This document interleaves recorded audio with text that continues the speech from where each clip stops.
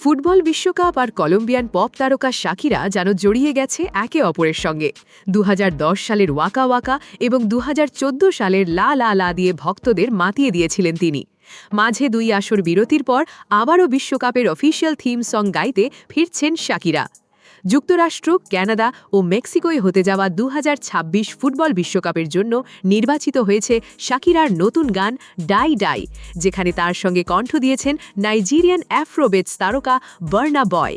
বৃহস্পতিবার ব্রাজিলের ঐতিহাসিক মারাকানা স্টেডিয়ামে ধারণ করা একটি টিজার ভিডিও সামাজিক যোগাযোগ মাধ্যমে পোস্ট করেন শাকিরা। ভিডিওতে দেখা যায় এবারের বিশ্বকাপের আয়োজক তিন দেশ মেক্সিকো, যুক্তরাষ্ট্র এবং কানাডার জাতীয় পতাকার রঙে সেজেছেন একদল নৃত্যশিল্পী। বিশ্বকাপকে সামনে রেখে তৈরি হওয়া গানটি আগামী ১৪ মে মুক্তি পাবে। আয়োজক সংস্থার পক্ষ থেকে জানানো হয়েছে, বিশ্বকাপের আবেগ, বৈচিত্র্য ও বৈশ্বিক ঐক্যের বার্তা তুলে ধরতেই এই গানে একসঙ্গে আনা হয়েছে দুই ভিন্ন সংস্কৃতির জনপ্রিয় শিল্পীকে।